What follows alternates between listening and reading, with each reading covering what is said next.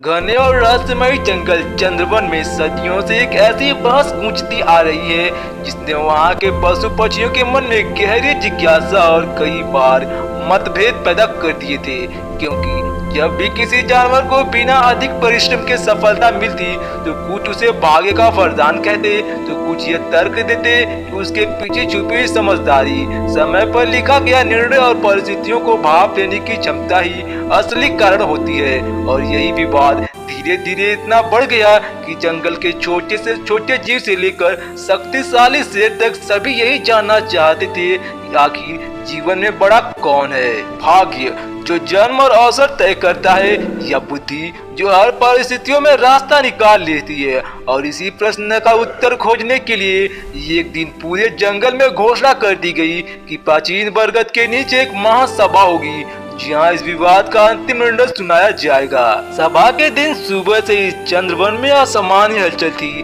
पेड़ों की डालियों पर बैठे तोते आपस में चर्चा कर रहे थे, बंदर इधर उधर उछलते हुए अनुमान लगा रहे थे कि निर्णय किसके पक्ष में जाएगा। हाथी गंभीरता से कदम बढ़ाते हुए सभा स्थल की ओर जा रहे थे और जंगल के मध्य स्थित विशाल बरगद के नीचे एक ऊंचा आसन तैयार किया गया था जहां विराजमान होने वाले थे ज्ञानी और दूरदर्शी उल्लू, आश्चर्य उल्लू जिनकी बुद्धिमत्ता का विशाल पूरे वन में दी जाती थी और जिनकी आंखें अंधेरे में भी सत्य को पहचान लेती थी।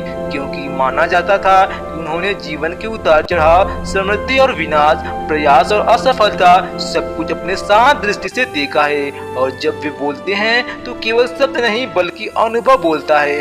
इसलिए उस दिन हर प्राणी अपने सांस थामे इस प्रतीक्षा में था कि आखिर वो क्या निर्णय देंगे। सभा आरंभ होते ही शेर ने गर्व से अपने दहाड़ के साथ ये घोषणा की कि संसार में भाग्य से बड़ा कुछ नहीं है, क्योंकि वही तय करता है कौन शक्ति और सामर्थ्य के साथ जन्म लेगा और कौन कमजोर परिस्थितियों में। वही तय करता है कि किसे अनुकूल वातावरण मिलेगा और किसे संघर्ष। और यदि भाग्य साथ न दे तो बुद्धि भी सीमित रह जाती है, क्योंकि भूखे पेट और विपरीत परिस्थितियों में सोचने की क्षमता भी कुंद हो जाती है। जबकि हिरण ने इसका विरोध करते हुए कहा, यदि केवल भाग्य ही सब कुछ होता तो शिकारी से बचने के लिए उसकी तीव्र गति और सार्थकता का क्या अर्थ। और लोमड़ी ने मुस्कुराते हुए जोड़ा कि कई बार वो अपनी चतुराई से ऐसे जाल से बच निकली है जहां भाग्य साथ देता हुआ प्रतीत नहीं हो रहा था। और इस प्रकार तर्क, उदाहरण और अनुभवों की लंबी श्रृंखला ने सभा के विचारों के तूफान में बदल दिया। जब बहस और अधिक तीखी हो गई और हर प्राणी अपनी बात को अंतिम सत्य साबित करने में लगा रहा, तब आश्चर्य उल्लू ने अपने शांत किंतु प्रभावशाली आवाज में सबको मौन रहने का संकेत दिया और कहा कि केवल शब्दों से सत्य सिद्ध नहीं होता, क्योंकि भाग्य और बुद्धि दोनों अदृश्य शक्तियां हैं जिन्हें केवल अनुभव की अग्नि में परखा जा सकता है। इसलिए यदि वास्तव में ये जानना है इन दोनों में कौन बड़ा है तो हमें एक ऐसी परीक्षा आयोजित करनी होगी जहाँ परिस्थिति स्वयं निर्णय दे, जहाँ अवसर भी हो और संकट भी, जहाँ समय सीमित हो और परिणाम स्पष्ट। क्योंकि केवल तर्क करने से मन को संतोष मिल सकता है, पर सत्य का उद्घाटन तभी होता है जब जीवन स्वयं परीक्षा लेता है। और यही कारण है कि आज की सभा केवल विचार विमर्श तक सीमित नहीं रहेगी, बल्कि एक प्रयोग के माध्यम से अंतिम निर्णय तक पहुंचेगी। आश्चर्य उल्लू ने सभा में उपस्थित प्राणियों में से दो युवाओं को आगे आने को कहा। एक तेज और आत्मविश्वासी हिरण जो अक्सर ये कहा करता था कि उसका भाग्य इतना प्रबल है कि वह हर बार शिकारी के जाल से बच निकलता है, और दूसरी एक छोटी पर अत्यंत सजग गिलहरी जो अपने हर कदम को सोच समझ कर रखने के लिए जानी जाती थी। और जब दोनों उनके सामने खड़े हुए तो उल्लू ने उन्हें समझाया कि जंगल की दूसरी ओर स्थित पहाड़ी पर एक दुर्लभ स्वर्णफल रखा गया है जिसे सूर्यास्त से पहले लेकर आना होगा। रास्ते में घना जंगल, तीव्र बहती नदी और बदलता मौसम होगा और वे किसी से सहायता नहीं ले सकेंगे, क्योंकि यह परीक्षा केवल उनकी क्षमता की नहीं बल्कि उनके विश्वास की भी है। क्या वे भाग्य पर निर्भर रहेंगे या अपनी बुद्धि का प्रयोग करेंगे। और इसी चुनौती के साथ दोनों को प्रस्थान करने की अनुमति दे दी गई। हिरण ने बिना देर किए तेज गति से दौड़ना शुरू कर दिया, क्योंकि उसे विश्वास था कि जैसे हर बार उसका भाग्य उसे संकट से बचाता है वैसे ही इस बार भी सब अनुकूल होगा।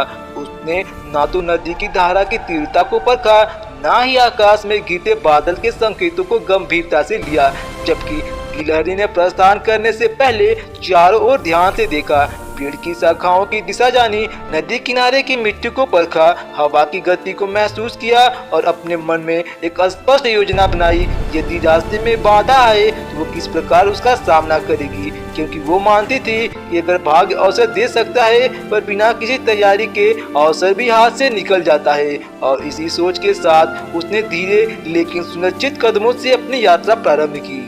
जैसे जैसे दोनों अपनी दिशा में आगे बढ़े, जंगल का वातावरण बदलने लगा, क्योंकि दोपहर की धूप अचानक बादलों से ढक गई और तेज हवा पेड़ों की शाखाओं को झकझोरने लगी। हिरन ने इसे एक सामान्य परिवर्तन समझकर अपनी गति और बढ़ा दी। उसे विश्वास था कि भाग्य उसके साथ है और कोई भी विपत्ति उसे छू नहीं सकती, पर उसने ये नहीं सोचा कि बदलता मौसम आने वाले संकट का संकेत भी हो सकता है। जबकि गिलहरी ने हवा की दिशा में अचानक आए परिवर्तन को गंभीरता से लिया। उसने देखा कि पक्षी नीचे की ओर उड़ रहे हैं और कुछ जानवर पहले ही सुरक्षित स्थानों की ओर जा रहे हैं। इसलिए उसने अपनी चाल धीमी कर दी और आसपास ऐसे पेड़ों की तलाश करने लगी जिनकी मजबूत शाखाएं उसे तूफान आने की स्थिति में सहारा दे सके, क्योंकि वो जानती थी कि प्रकृति के संकेतों को समझना ही बुद्धि की पहली पहचान है। कुछ ही देर में तेज बारिश शुरू हो गई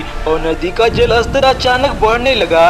हिरन, जो पहले तेजी से दौड़ते हुए नदी किनारे पहुंच चुका था, बिना सोचे समझे पानी में उतर गया, क्योंकि उसे विश्वास था कि उसकी शक्ति और भाग्य मिलकर उसे पार करा देंगे।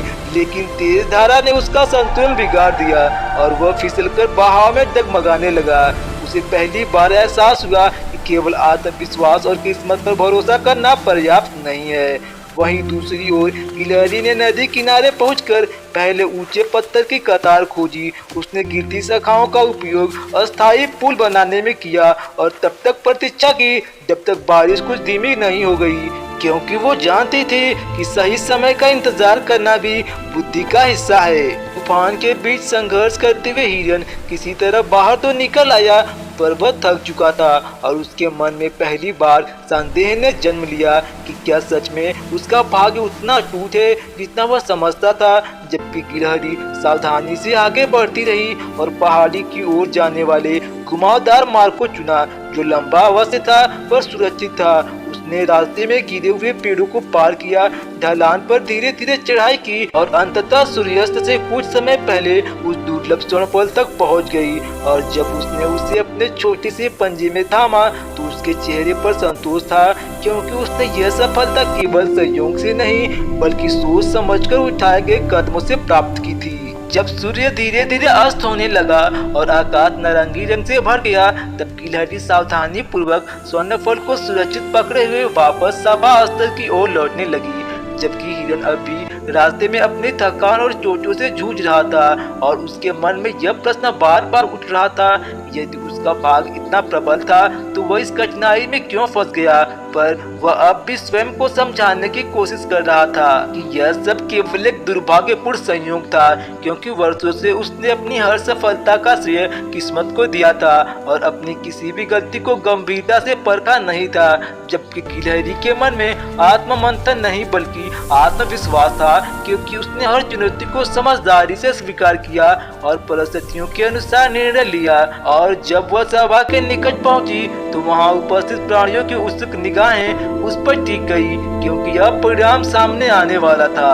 सभा स्थल पर लौटकर जब हिरन खाली खूरों और थके कदमों के साथ पहुंचा और गिलहरी स्वर्णफल लेकर उसके पीछे आई तो पूरे चंद्रवन में एक गहरा सन्नाटा छा गया, क्योंकि सभी ने अपने आंखों से देखा था कि अवसर दोनों को समान मिला था, मार्ग भी लगभग समान था, मौसम भी दोनों के लिए एक जैसा बदला था, फिर भी परिणाम अलग क्यों हुआ। और तभी आश्चर्य उल्लुक ने धीरे से पूछा, यात्रा के दौरान दोनों ने क्या अनुभव किया। और हिरन ने स्वीकार किया उसने किसी योजना की आवश्यकता नहीं समझी, क्योंकि उसे विश्वास था कि भाग्य हर बार की तरह इस बार भी उसका साथ देगा।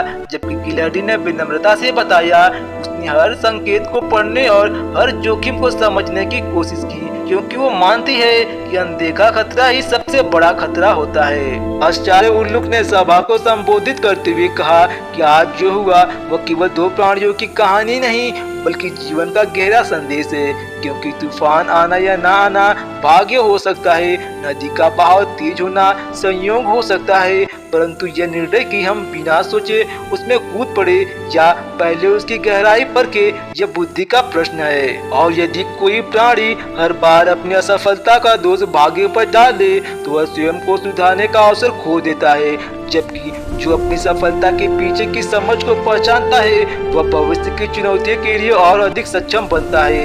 इसलिए आज की परीक्षा ने यह सिद्ध किया है कि भाग्य परिस्थितियां देता है, पर उन परिस्थितियों का उपयोग कैसे करना है ये बुद्धि तय करती है। सभा में गहरा मौन छा गया, क्योंकि हर प्राणी अपने भीतर झांक रहा था और अपने जीवन की घटनाओं को इस नई दृष्टि से देखने लगा था। तभी आचार्य उल्लुक ने आगे कहा, संसार में जन्म, परिवार, प्रारंभिक परिस्थितियों और अवसर ये सब भाग्य के अंतर्गत आते हैं और इन्हें न तो पूरी तरह नकारा जा सकता है और न ही पूरी तरह नियंत्रित किया जा सकता है, परंतु यह भी उतना ही सत्य है कि किसी को मिले अवसर का उपयोग करना, संकट के समय धैर्य रखना, संकेतों को पहचानना और सही समय पर सही निर्णय लेना, यह सब बुद्धि का कार्य है। और यदि कोई केवल भाग्य के भरोसे बैठा रहे तो वह धीरे धीरे आलसी और लापरवाह हो जाता है, जबकि जो अपनी बुद्धि को जागृत रखता है वह प्रतिकूल परिस्थितियों में भी मार्ग खोज लेता है। इसलिए यह मत सोचो कि भाग्य तुम्हारा शत्रु या मित्र है,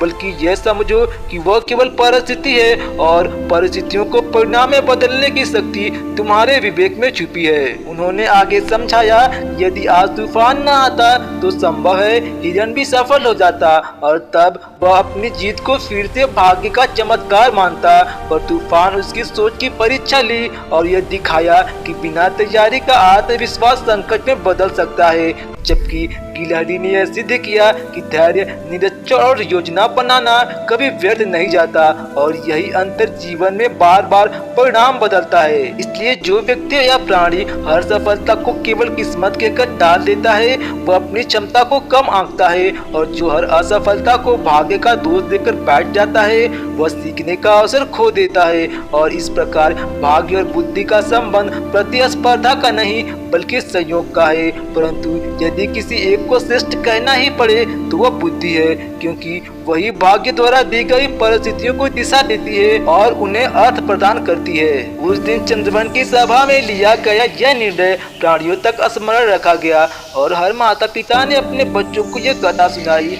जीवन में अवसर मिलना संयोग हो सकता है, पर उनका सदुपयोग करना समझदारी है। और जब भी कोई प्राणी असफल होता तो उसे यह याद दिलाया जाता कि परिस्थितियां चाहे जैसी हो उनसे निपटने का तरीका ही असली शक्ति है। और इस प्रकार जंगल में यह मान्यता स्थापित हो गई कि भाग्य दरवाजा खोल सकता है, पर उस दरवाजे से भीतर कदम रखना बुद्धि का काम है, और जो अपनी बुद्धि को जागृत रखता है वही अंततः अपने भाग्य को आकार देता है। और यही शिक्षा उस रात चांदनी में बरगद के नीचे गूंजती रही, जब आचार्य उल्लुक ने अपनी आंखें मूंद ली और समस्त मन ने यह स्वीकार कर लिया कि सच्ची श्रेष्ठता उसी की है जो परिस्थितियों को समझकर उन्हें अपने पक्ष में मोड़ सके।